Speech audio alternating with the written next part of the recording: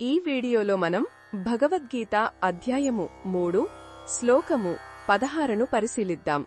ఈ శ్లోకంలో శ్రీకృష్ణ పరమాత్మ మన జీవితానికి సంబంధించిన ఒక ముఖ్యమైన సత్యాన్ని వివరిస్తున్నారు.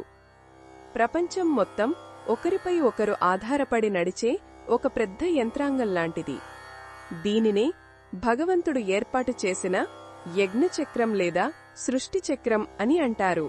ఈ చక్రం ఎలా నడుస్తుందో ముందు శ్లోకాలలో చెప్పారు. ప్రాణులు అన్నం మీద ఆధారపడతాయి. అన్నం వర్షం వల్ల పండుతుంది. వర్షాలు యజ్ఞాల వల్ల కురుస్తాయి. యజ్ఞాలు మన కర్తవ్య కర్మల వల్ల జరుగుతాయి.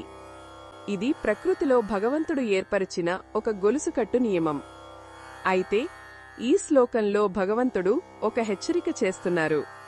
ఎవరైతే ఈ సృష్టి చక్రాన్ని అనుసరించరో, అంటే సమాజం నుండి ప్రకృతి నుండి అన్నీ పొందుతూ తమ వంతు కర్తవ్యాన్ని లేదా బాధ్యతను నిర్వర్తించరో, అటువంటి వారు కేవలం తమ ఇంద్రియ సుఖాల కోసమే బ్రతుకుతారని భగవంతుడు చెబుతున్నాడు.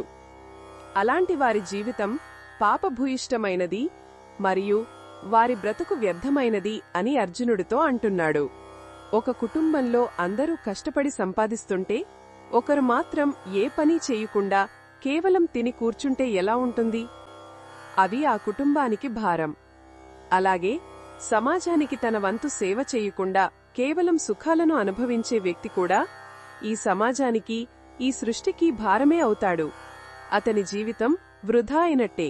మనమందరం ఈ ప్రపంచమనే యజ్ఞంలో పాలు పంచుకోవాలి. మన శక్తి కొలది, మనకున్న జ్ఞానం కొలది మన కర్తవ్యాన్ని మనం చెయ్యాలి. అదే మనం భగవంతునికి సమర్పించే నిజమైన యజ్ఞం. ఈ శ్లోకం మనకు మన బాధ్యతలను గుర్తు చేస్తుంది. మనం ఒంటరివాళ్లం కాదు. మనమందరం ఒకరితో ఒకరం ముడిపడి ఉన్నాం. స్వార్థాన్ని వీడి మన కర్తవ్యాన్ని నిస్వార్థంగా చేసినప్పుడే మన జీవితానికి ఒక సార్థకత లభిస్తుంది. మనసుకు నిజమైన శాంతి, ఆనందం కలుగుతాయి. ఇది ఈ శ్లోకంలోని భావాన్ని వివరించడమే లక్ష్యం. మరిన్ని భగవద్గీత శ్లోకాల అర్థాన్ని తెలుసుకోవాలంటే మా తదుపరి వీడియోలను తప్పకుండా చూడండి.